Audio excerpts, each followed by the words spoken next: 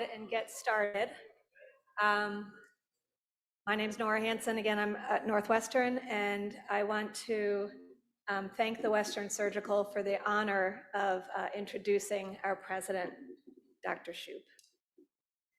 So when I started looking at this, I said, who is Margo? Margo's a daughter, a sister, a skater, a wife, a mother, an aunt, a friend, a surgical oncologist, a researcher, a mentor, an adventurer, a survivor, a president and a vice president, and essentially she's just an amazing human being. So the early years, Margo, I think, was born in Boston, but spent a lot of her life in Indiana. That's a picture of Margo at 2 years old, and I want to thank her dad, Charlie, for sending me some of these pictures, as well as her husband, Michael. Second picture is 1-year-old Margo with her mom, Fran, on Christmas morning. And then Margo at age 4 with her brother, Mark, age 7, who's here in the audience, as well as her sister, Liz, who's here with her at age 5. Looks like she was climbing heights at that time as well. Now, I don't know how many people know that Margo was basically an amazing pairs ice skater and had a quest for the Olympics. She bravely moved away from her family to Colorado Springs at the age of 16 to train for the Olympics. And she was a partners skater, but at age 21, she was injured during the qualifying trials for nationals, but she did go to college at the University of Colorado. This was a team picture. Margo's in the bottom left-hand corner, and these are just 2 pictures from her skating. I'm sure that I wanted to get a video, but I didn't get a video, but I thought this was an amazing feat, and I think for anyone who's trained for the Olympics, just the commitment and the time effort is just amazing. Now, this is the love story. Margo met Michael Meyer in Colorado Springs. He was actually also an ice skating coach and brought people to Colorado to train. They met in 1984 when they started dating. They got engaged in 1988. They got married. And then in Ireland, this was the most recent trip to Ireland. So a long-standing love story. Margo went to medical school at Northwestern, and this is Margo and her parents at her graduation, as well as her husband, who's always by her side. She was a surgical resident at Loyola and a surgical fellow at Memorial Sloan Kettering, and these were just some of the mentors that she had during her time at Loyola and at MSKCC. These are probably the lights of her life. Margo has 2 children. She had her children during residency, which, again, for a woman surgeon during residency, it wasn't really the most common thing to have children, and so it was now you see it all the time, but when Margo was a resident, it was unusual. She had Dylan, who's living now in Chicago, and then Margo, who lives in Orlando, Florida, with her. Family is very important to Margo, her parents, her brother and sister, and then her Michael, Erica, and Dylan on the most recent trip to Japan. She has many friends and mentors. This is her research mentor, Ravi, from Loyola, Dr. Fong, a friend and mentor from Memorial Sloan Kettering, friends from medical school class of '93, and friends on trips together, Ash and Jenna Mansour and Tyler Merrick Hughes, who are here today as well. She is a music lover, and I scoured Facebook to find some of these pictures. This is Margo and Erica listening to Bruce Springsteen, the boss. She's been to see multiple concerts, Cheap Trick and Rod Stewart. And then I found this interesting. There was a sort of a Facebook thing saying, "What band are you?" And Margo, I thought this was very typical Rolling Stone, the one everyone looks up to. She keeps things real and won't give up and won't give in. I think this is just typical of Dr. Shoup. She is an adventurer. This was her bungee jumping a few years ago, which I find this picture just amazing and can't imagine doing it. She's an adventurer, loves adventure. And she loves to travel. These are just some of the pictures with her family over the years of where she loved to travel to. Her work life. She was a resident at Loyola and stayed at Loyola. She started as an assistant professor in 2002, rose to associate professor, 2006. became a division chief of surgical oncology in 2007, the vice chair of clinical outcomes research.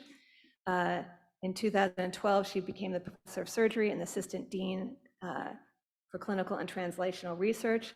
And during their time at Loyola, she also fought breast cancer and was a survivor in breast cancer. She then went to Northwestern and became the medical leader of the cancer services, director of surgical oncology in the West region, and then moved to the senior vice president and network chair, cancer chair institute at Nuance Health. And she's most recently the president of Orlando Health Cancer Institute and the vice president of Orlando Health. So Margo is someone who truly keeps striving to improve. She keeps moving. Her husband, Michael, told me that this is his favorite place now to live. I'm not sure you're going to get him out of Florida, Margo, but I know Margo wants to go back to Colorado at some point. Her academic life, she has a very strong CV as well. She was the director of one of the directors of the American Board of Surgery from 2012 to 2018. She was the chair of the Diplomats Committee, American Board of Surgery. She's been the president of the Chicago Surgical Society, the Central Surgical Society, the Midwest Surgical Society, and now the Western Surgical Association. She's been on the executive council for the Society of Surgical Oncology, and she has been a mentor to many residents and medical students, and I think that is her true legacy. So I would like to present our president, Margo Shoup.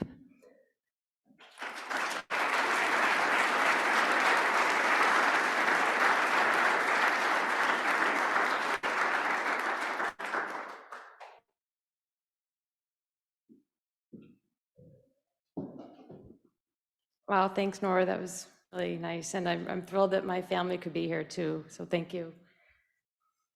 When I asked people what they wanted to hear me talk about, I had a lot of people tell me, just tell your story, because I have a little bit of an interesting story, I think, in how I got to where I am. And so I thought I would tell my story in a way that not just reflects my journey, but also the lessons I learned along the way and the people that I learned them from and that were so influential in my life. The first lesson I want to talk about is surround yourself with people who are smarter, more skilled, and more experienced than you are. I learned this at a really young age, and I continue to implement this in everything I do. As Nora said earlier, when I was little, I took up figure skating. And actually, this all started because we lived in the Boston suburbs. My brother already knew how to play hockey, but my sister and I were out there struggling to try and skate on this pond next door. And I'm this little one right here in the blue, you can really see, really standing up. And my parents actually then enrolled my sister and myself into some skating lessons at a nearby ice rink. And after the first session and the first group of lessons, my sister said, I know how to skate, I'm done. And I said, no, I want to get better. So I actually started taking lessons at the local rink and had some private lessons. When I was 9 years old, I actually entered in my first figure skating competition. And there were 23 kids. I was 9, there were 23 kids in this competition, and I came in 19th. Those are before the days of when everybody got a medal. You knew what place you got. And I remember looking at the other girls thinking, gosh, they're so much better than I am. I want to be that good. And I said to my parents about that. And I'm so grateful that my parents took the advice of other people who knew a lot more about skating than we did and enrolled us into the Skating Club of Boston, which is the premier skating facility in all of New England. And at the Skating Club of Boston, I was able to surround myself with skaters that were much, much better than I was, nationally competitive, really some of the best in the country. And it enabled me to really become much better because see what could be done and just try to mimic those people. And this is a picture at the Skating Club of Boston at a send-off party that we had at one of our New England regional events. And you can see I'm the little one there in the yellow, where people are bigger and stronger and better than I was, that I really, really looked up to. But this worked because my next competition was at the New England Figure Skating Championships, our regional competition. I was 11 years old, and I came in first place for all the 12 and unders in all of New England. So I was the New England regional champion. When I was 13, like Nora had said, my family moved to Indianapolis, and just outside of Indianapolis, Carmel. And at that time, Indianapolis is nothing like it is now. In 1977, it wasn't a sports mecca. And I was one of the best skaters, arguably probably the best skater in the whole state of Indiana, and I was age 13. And that's just never good if you want to get better, to be the best one around. And so I asked my parents when we moved there, so can I move away from home? I want to train in Colorado. And luckily my parents said no. They said, you're not moving away from home at age 13 to go train in a sport, and we're not splitting up the family so that you can do that. But when you're 16, if you're still interested, then we'll talk. So when I was 16, I was still interested.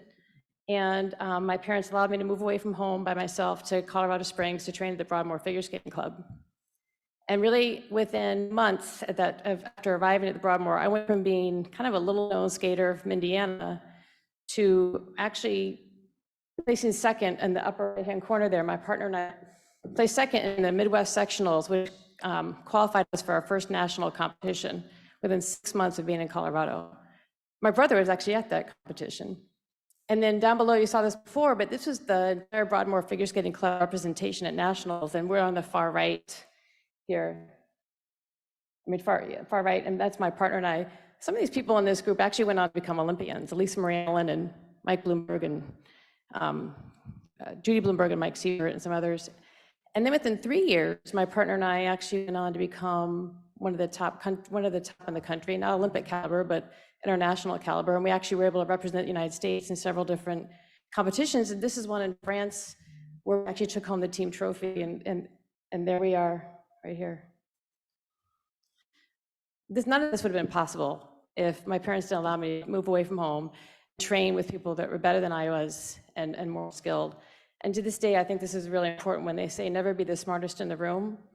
This is one of the reasons why. So I have a couple of mentors I wanted to thank. The first one is Tinley Albright. For those of you who don't know, Tinley Albright was the first woman in this country to win Olympics in figure skating in 1956.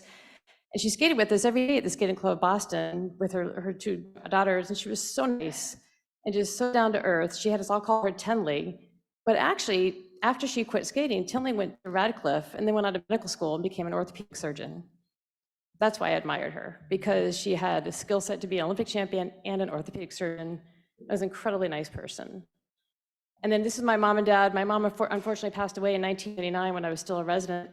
My dad is almost 88 and wanted to be here, but couldn't quite make it. But this was them, and I just can't thank them enough because their undying support for myself, my brother, and my sister. They just kept saying, anything that you can do, anything you want, if you just put your mind to it. And that came from my mom, who's a math teacher, a woman math teacher in the 70s. Girls can still like math. So that lesson is surround yourself with people who are smarter, more skilled, and more experienced with you. The next lesson is keep an open mind. I think we all get so insulated in our own world and our own plans and what we want to do with our life that it's easy to forget that there's a huge world out there that we haven't even thought of. So I ask you to keep in mind, and this is something I learned early on. When I decided to go to medical school after I finished training and skating, I was 21 years old. I hadn't gone to college yet. And I actually, being injured and being in Colorado, decided I wanted to go to medical school because I wanted to be an orthopedic surgeon in Vail, Colorado. When I got to medical school, my very first clinical rotation at Evanston Hospital, July 1st of the third year, was with Steve Sainer, who's a surgical oncologist. And it took about 3 days for me to realize I didn't want to be an orthopedic surgeon. I wanted to be a surgeon like Dr. Sainer. I was so enamored with his energy and his passion and how great he was with his patients. And then the other gentleman, Bob Anderson, was the chair of surgery at the time at Evanston Hospital, who went on to become the chair at Duke. And Bob was way before his time as far as supporting women in surgery. He was so supportive of women in medicine. He was just such a great mentor. And actually at that time, we rotated in Evanston Hospital with him and his partners. They called him the A-team. Remember that? Doctors Aronson, Alexander, and Anderson. So I actually thought I wanted to be a heart surgeon when I went to Loyola for my residency. And then once I got into my residency, these are the three gentlemen that really I felt mentored me the most. Dr. Gamelli was an amazing mentor, an amazing burn surgeon. He rounded every single day with us, the burn unit, at 7 o'clock in the morning as residents, even brought donuts on Sundays for all the nurses. And which had an uncanny ability, just open doors for us as faculty members so that we could just run through them. And for that, I'm forever grateful. And Jack Pickelman was probably the best educator I've ever met. He had just a file of knowledge in his head and literally a filing cabinet in his office that had lots and lots of articles that he'd torn off and put in his filing cabinet. And he encouraged us, or I could say he expected us to actually have read all of them. And he held us such high standards for every one of us that I completely admire him, and our intern class actually voted him Attending of the Year, as did many others. And then Ravi Shankar gave me the opportunity to spend 2 years in his lab. He knew I wasn't going to become a basic scientist, but he taught me how to think like a scientist. And also I was terrified of presenting, and he forced me to present in front of people as much as possible to learn how to tell stories. And Ravi is still a good friend of ours. So that's why I say keep an open mind, because you never know what's out there that might change your mind that could be much better than what you were thinking. The other thing I talk about is getting outside your comfort zone. I'm a true believer that nothing great happens by staying there, by being comfortable. Getting outside your comfort zone, I think, is one of the most important things that we can do. And that's where the magic happens. So when I finished my residency and I joined the faculty at Loyola for 10 years, I moved pretty quickly through the ranks to become full professor July 1st, 2012. And about a year before that, I started thinking that maybe this wasn't the right setup for me. I'd had a vision of how cancer programs could be run that were differently than the conventional department model. I'd taken a Harvard leadership course, and I really liked the idea of administration. I started looking around for other opportunities, and about that time, this gentleman named Tony Altomari, some of you might recognize him from his band Vital Signs, called me from the far west suburbs of Chicago, literally when I was looking at other opportunities, completely coincidence, and said, hey, listen, our healthcare system has just merged and we have a new system called Case Health, and we need a surgical oncologist. We'd love to have you come join us. And I said, I don't know, Tony, private practice, that is not what I think I want to do. We're talking no medical students, no residents, no fellows. And he said, just come take a look at it. Just come out here and see what it's all about. It took him probably 6 or 7 times to ask me to come out. To finally I did. I went out and I saw the organization. I saw this hospital, 250-bed hospital called Central DuPage Hospital. And he showed me around, and I got a chance to meet this gentleman next to him, Mike Vivota, who was the CEA of the organization. And I talked to them a lot about what I thought what my vision was for what a cancer program could achieve in the community. And Mike says to me, I love it, let's do it, let's have you run it. And I said, whoa, wait a second, I'm not ready for this. Literally, it took me 6 months to figure out that this is what I want to do. My stomach was turning, I was upset. I said, what are people going to think if I leave academics? And then I go into this community practice program. I just became a director of the American Board of Surgery. I just got promoted to full professor. And then 2 weeks later, I get an announcement that I'm leaving, I'm going into community practice. But you know what, within a couple of months, I realized it was exactly the right decision. And as I was trying to make this decision, I weighed the pros and cons. You know, what's the worst thing that can happen? What's the best thing that can happen? And the worst thing that can happen is that I'd be horrible at it. I had no administrative skills. I had no right to do this. And then I go back to being a full-time practicing surgical oncologist. Well, that's not so bad. You know, I like being a surgical oncologist. But the best thing that can happen is we could be really successful. I can learn a whole new skill set. I can understand administratively how these healthcare systems work. And that's what happened. We became very successful. Within 5 years, our small hospital was ranked in the top 5 in Illinois, U.S. News and World Report, tied with North Shore. And the Cancer Center really was leading that program. So I'm so grateful for Mike, but I got to tell you, it's more than that. About 2 years into my role there, Mike took me out to dinner and he says, I'm going to get you a coach. And I said, sure, as an athlete, Tom Brady has a coach, Michael Jordan has a coach, I'll take a coach, you know what? And he said, the reason is that, he said, Margo, you're running this cancer program like it's a surgical residency in the 90s. You're running it by fear rather than inspiration. And I was taken aback, and no one wants to run something by fear. So this coach was so helpful for me. I did a 360, which is very compelling. If you've never had one, I suggest you get one. Understood exactly where my blind sides were. And for 2 years, I worked with him routinely, and he's still a very good friend of mine. And that discussion I had with him, that changed everything for me. I never would have been in the role I'm in right now if I hadn't had that opportunity. So I'm so grateful that Mike believed in me, gave me an opportunity, rather than just saying, you're not cut out for this, leave. He actually gave me an opportunity to get better. And then Karen Smiley is a nurse that I worked with, who is my dyad partner. And I mean, she's just wonderful. And we made a decision together that every single decision that we made for that cancer program is because it was best for the patients. That was it. And that was our mantra the whole time. And people may not have agreed with some of our decisions, but everyone realized that we thought it was best for the patients. So I say, get outside your comfort zone. Nora already showed this picture, but what I like about it is this is me jumping off the Queenstown Bridge. My husband went before me though, so. And that first leap is really scary. You're looking down off this bridge, it's like, holy cow, what am I thinking? And you take the jump off the bridge, and it's a very smooth bounce back up. And this right here, flying through the air, was the most awesome feeling in the world. And when we got off, I just said, I want to do that again, but now I want to jump off a higher bridge. And I just would say, if you ever want to have this feeling, you got to do this, right? So take the leap, take the chance if you ever want to reap the benefits. So great things happen outside the comfort zone. Next one is leadership and success is about everyone else. So some of you may have known or heard about Jack Welch, the former CEO of GE. He's known for saying that before you're a leader, success is all about you. Once you become a leader, success is all about everybody else. And that is so true. And that's what I love the most about leadership, is having to have everybody else around me succeed. So this is my incredible leadership team I have right now at Orlando Health Cancer Institute. We have 24,000 team members across Orlando Health. We have 29 sites of care with hospitals and freestanding ERs. We have 16 sites where we treat cancer patients. We have 13 subspecialties, and we have 180 physicians and APPs just in the Cancer Institute alone. And these are the leaders of the Cancer Institute, the physicians, and every single one of them is smarter than me and is so compassionate about what they do that my favorite thing is to give them the resources they need to have to be successful.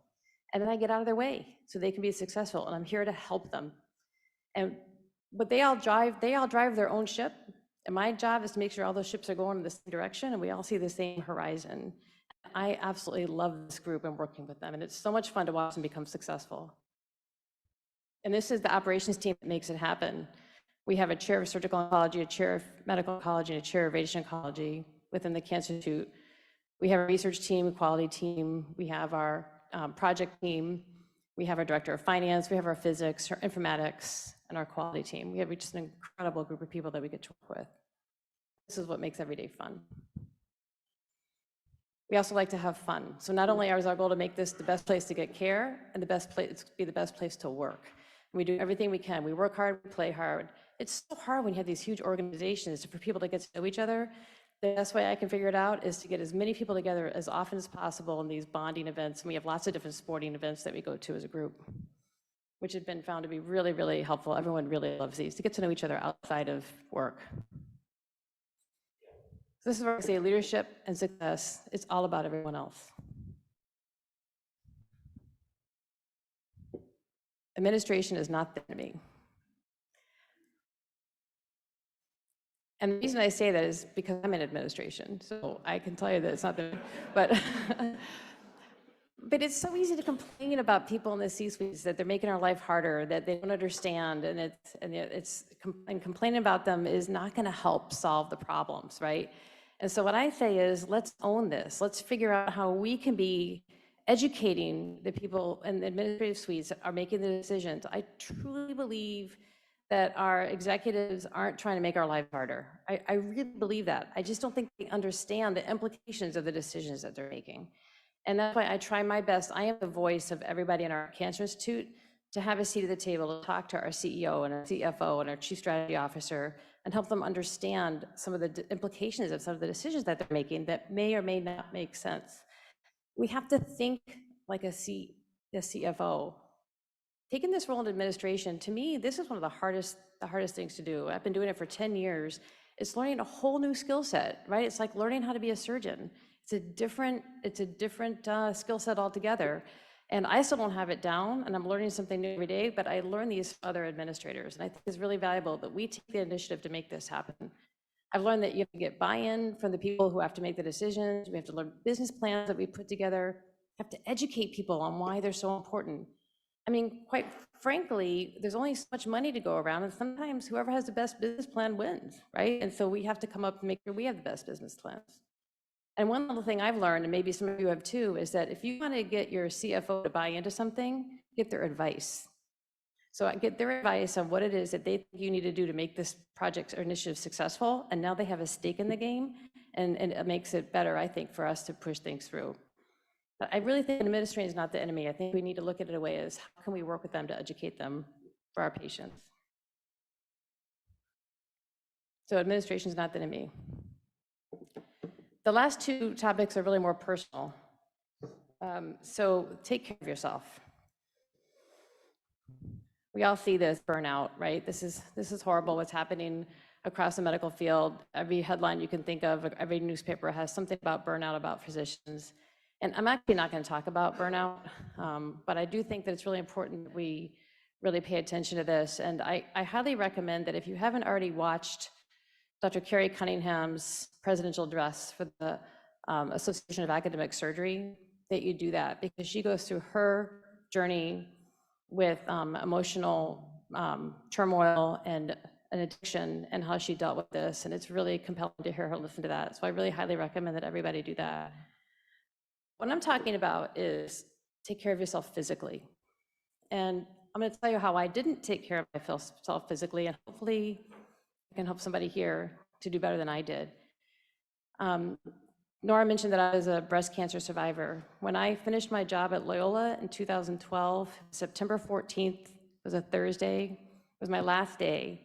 The next day, Friday, September 15th, I got a mammogram. And it had been 3 years since my last mammogram. I missed 2 of them. I looked at the mammogram. As soon as I looked at it, I said, "Are you freaking kidding me?" As soon as I looked at it, I knew it was breast cancer. And immediately I was able to reach out to the radiologist, and I got a biopsy. 5 days later, I was in the OR, and I had a bilateral mastectomy and reconstruction. My phenomenal surgeon, Dean Gonzalez, is here in the audience, so thank you, Dean, for taking care of me. When I went back to see Dean after surgery to get the pathology results, not only did I find out I had a positive lymph node, but also I had a high oncotype score. And I remember when he told me this, I just said, "I'm gonna die of breast cancer." That's exactly what I thought. And the look on my husband's face was terrifying. He was terrified. And I thought, I can't believe I just put my family through this. And then we had to tell my kids, when we first told them I had cancer before the surgery, my very analytical thinking son says, "Did you catch it early?" And my very emotional, wear your heart in a sleeve daughter said, "Are you gonna be okay?" And to both of them, I had to be honest. And I said, "I don't know." I've never sugarcoated anything with my kids. So after I went through my surgery and then I had chemotherapy, here I was starting chemotherapy, starting my role as a director of the American Board of Surgery, and starting my new job as a cancer center director all at the same time. So not only is my husband terrified that he's gonna lose me, that I'm gonna die of breast cancer, my daughter was 14 years old and actually was taking care of me. I'd come home from work and she'd bring me shakes to drink, she'd bring me blankets to put on, she'd bring me hats so my head wouldn't get cold, she'd walk me up to bed, 14 years old, and I put her through this, taking care of me. My son had just turned 16, and we went to a psychologist to help us all deal with this, and he told the psychologist he's so angry he wants to go out to the parking lot and smash all the windows and all the cars. And the psychologist said, "Okay, well, you're angry." And he said, "Why are you so angry?" He said, "My mom cures people with cancer every day and now she gets it. It's not fair." So needless to say, my son's sophomore year of high school was not very good. And the reason I'm telling you this is because I didn't take care of myself. I waited 3 years to get my mammogram. Would it have been different if I had gotten it done sooner? Probably. So if you don't take care of yourself for you, do it for your family. It's gonna be hard for me ever to get over the fact that I put my family through this. My sister dropped everything to be with me when I was going through my surgery. She drove out from St. Louis. My brother drove out with his son a couple weeks later to be there. So what I put my family through, it's hard to forgive myself for that. So please take care of yourself. And if you don't do it for you, do it for your family. That's all I can say.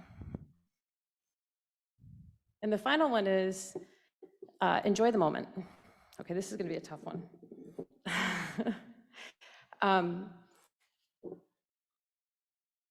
This is a story about my daughter, Erica, who's sitting here today. This was, my family took an incredible vacation in 2016, just as Erica was starting her senior year of high school. We did an 8-day rafting trip through the Grand Canyon. Highly recommend it, a lot of fun. This is Erica, pillar of health, super fit, captain of her varsity gymnastics team in high school, straight A student, on her way to go to her first choice for college, University of Illinois in Champaign-Urbana, with a biology major on a pre-med track. She had the world in front of her. She had her life planned out. At the end of her senior year, or the end of her first year of college, we had gone on vacation to Greece. And when we were in Greece, she was dragging the whole time. And she had called me a couple months beforehand and said, Mom, I don't think I can take these courses. I'm too tired. I can't get through them. And being the understanding surgeon mom, I said, well, stop being so tired and get through them. I mean, just what's your problem, right? So we go to Greece and we come back and she says, I don't feel right. I'm having a hard time breathing. I have these terrible headaches. Can you examine me? And so I examined her and her spleen went from her diaphragm to her pelvis. And I remember examining her and I said, and she looked, tell by the eye, my look on my face when I examined her. And she said, what? And I said, your spleen is huge. She said, is that bad? I said, I don't know. Let's get this checked out. Well, it turns out that she had leukemia. She had CML leukemia, and her white count was 220, hemoglobin was 6. She had bilateral PEs, she had retinal hemorrhages, and she had a spleen that got her entire abdomen. She was so sick. So this was Erica, got admitted to Northwestern Memorial Hospital for 10 days on her 19th birthday after her first year of college. She got better over the course of the 10 days. She had accelerated phase for CML. And luckily, she had great care and great doctors. And over the course of the summer, she recovered. She was feeling better. She was still very tired. But she went to college and graduated 4 years later with a degree in psychology. So we're very proud of her. After she graduated from college, she came back to live with us. We had just moved to Orlando, literally that month. And her first blood test showed that her leukemia was getting worse. So she was on an oral tyrosine kinase agents, which is supposed, like Gleevec, supposed to take care of CML. She didn't go through 1, she didn't go through 2. She was on her 3rd line of therapy when her leukemia started getting worse, and so she needed a bone marrow transplant, stem cell transplant. So we went back to Sloan Kettering, where she was seeing doctors there when we were in Connecticut to get her a stem cell transplant there.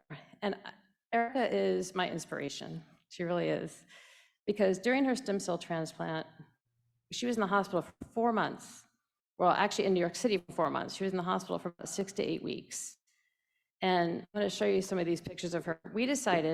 She decided that during this time that she was in bone marrow transplant at Sloan Kettering, to enjoy every day. Let's figure out what we can do to laugh every day. How do we find joy in what we're going through? Because there's only so much you can do. We couldn't make it better. So we knew 14 laps around was a mile, so she went 28 every day, 2 miles a day. We had people send us all kind of goofy costumes. We were there for Halloween, Thanksgiving, Christmas, New Year's, the whole thing. So we dressed up in funny outfits here that you can see right here. And as a matter of fact, one of the bone marrow transplant attendees never smiled.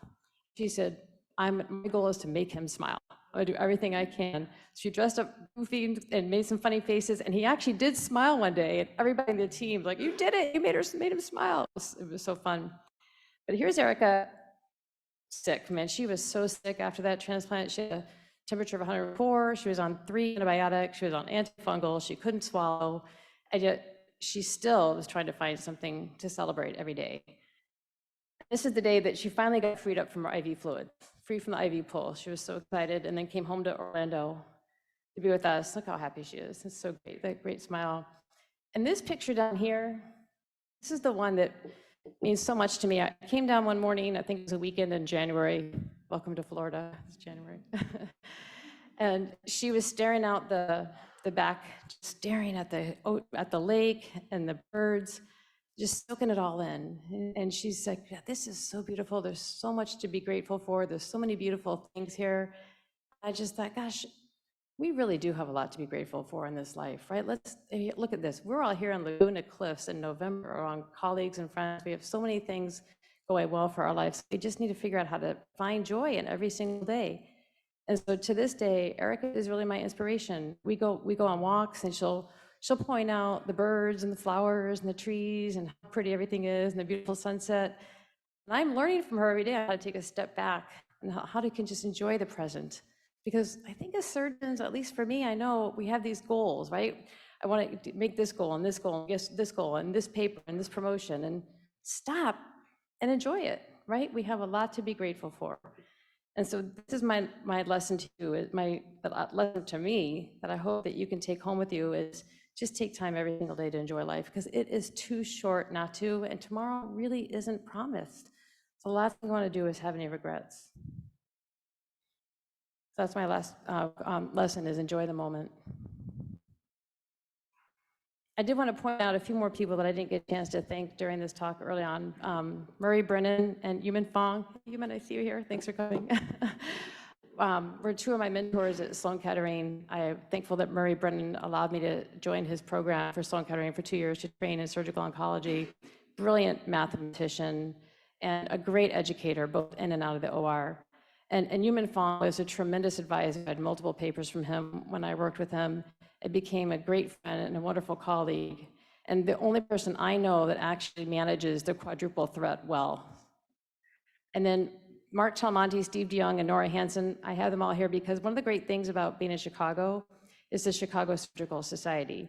And Mark, Steve, and Nora are all past presidents of the Chicago Surgical Society. We have it's such a tremendous group of people from all over Chicago that get together, and we work as colleagues, even though we're on what so-called competing organizations.